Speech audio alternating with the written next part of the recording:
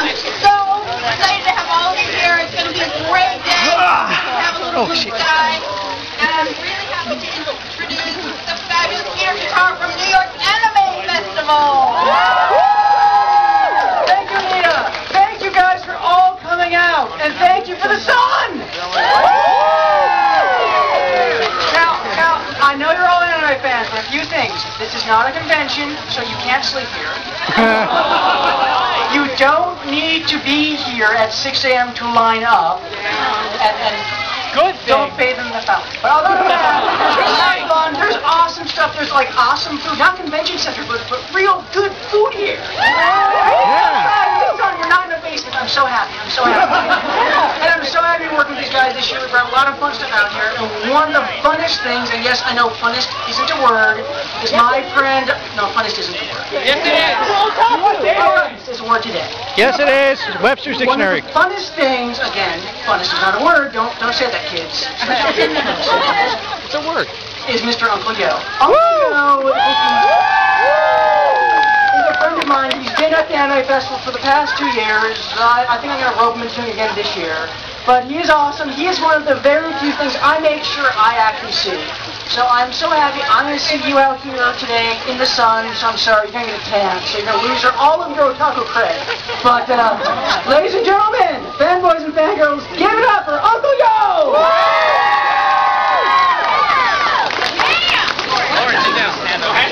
What? Yeah, never mind. I can't stand it. Sit down.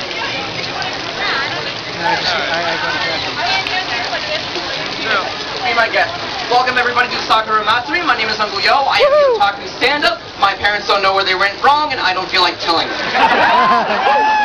This is a gathering, of course, a public gathering. Welcome to anime fans. Welcome to non-anime fans. We're here to convert and a little bit of corrupt. But I of course, want to thank the Brooklyn Botanical Gardens for having us out. I want to thank Mr. Peter Cetera running the New York Anime Festival. I want to thank Anita for coming out here and believing I am a professional. All that matters is that they believe. I would like to introduce my friend Anna Fisher. She is one of, I see it almost every convention, just using this with the camera. She is one of our main photographers for cosplay, as well as one of our previous. Hi, and over here we have Liz Licata of Team USA, and you will get to be photographed with her in just a little bit once this guy finishes making you laugh. Also, if you don't laugh for him, we won't bring out Liz, so... Why would we not let everyone laugh? Laugh! Everyone laugh! Everyone laugh! Like, seriously. Now, for the past 2 years, New York Anime Fest has had the honor of hosting and finding the team of 2 best cosplayers across the United States, because now, for the last couple of years, Japan has hosted something called the World Cosplay Summit, which is like the Olympics, the International Olympics of cosplay. So what is Project Runway? More like the Family Double Dare. Because it's like a physical challenge. But every year we pick a team of 2, they get to ship over to Japan, put on their best outfit that they can make, and compete for the title of the best cosplayers in the world.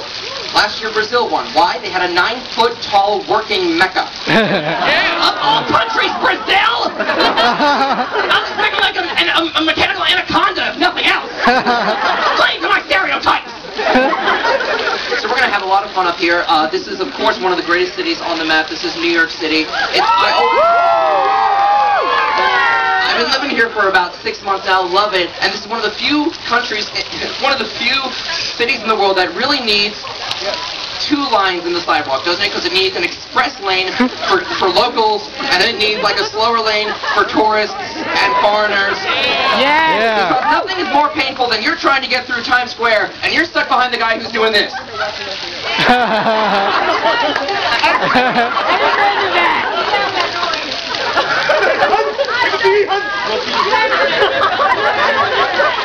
And then they get hit by the cab. Yeah.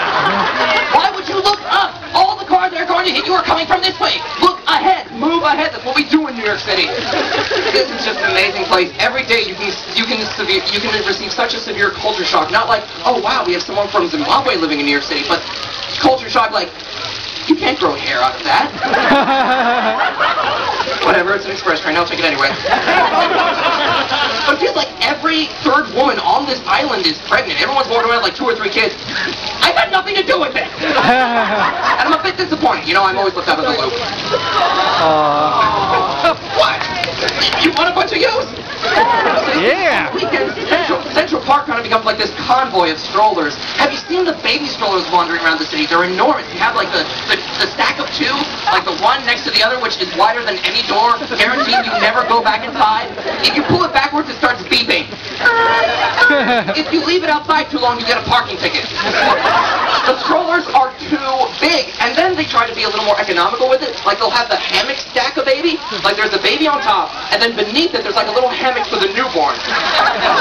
Like you're catering to a maternity ward. Somebody order the 19-inch redhead with a lazy eye. Anyone claim 19? Just can't sell it, kid. And then for the rain, like, I don't know what Storm from the X-Men was thinking now, but thank you very much. Nice. Finally put this one away. You have seen that video how many times? 1 million. But for the rain, strollers have this new feature. They have this plastic sheet that you can fit over the stroller and keep the rain off the baby. Which for me goes against common sense, because I remember growing up being told, don't ever put your head, let alone your whole body, in a plastic bag. You will suffocate. So are the yuppies trying to like shrink wrap the babies? Preserve the babies? Let me tell you something about babies.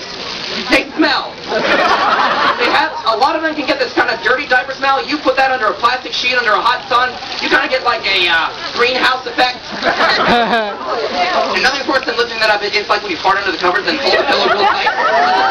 Until your girlfriend gets back from the bathroom. Oh, good. The commercial is done. Top Chef is back. You're marrying into this in 2 weeks. Enjoy it. So, yes. Anything that we do.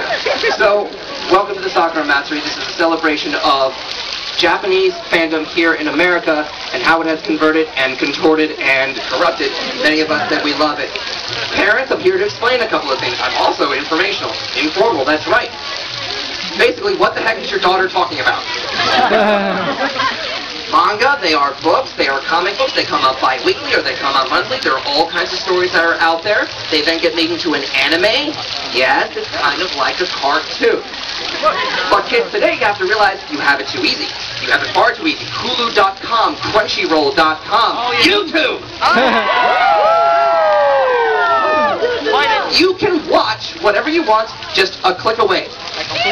My generation, however, if you didn't want to wake up at 6 o'clock in the morning and watch that dumb season and a half of Sailor Moon, Dragon Ball Z,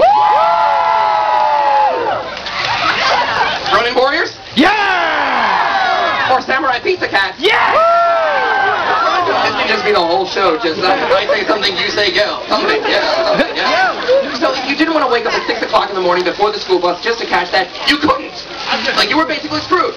You know who knew the end of Dragon Ball Z? No one! If you wanted to see something as basic as Rurouni Kenshin, one of your friends had to know a guy who knew a guy who possibly offed a guy in downtown Chinatown and brought you back these archaic, weird 8th transfer generation video cassettes. These things were made in Hong Kong. People who subtitled it because they knew of English, not really knew English, and you knew what these things were because watching it was just a horror fest with your anime club because they would change the character names for no reason. So you'd think you'd be watching 3 stories, but they haven't changed the angle at all. There'd be no verbs. And the punctuation would be like on the top of the screen. And every time a new subtitle came up, you got to pause and play the guessing game.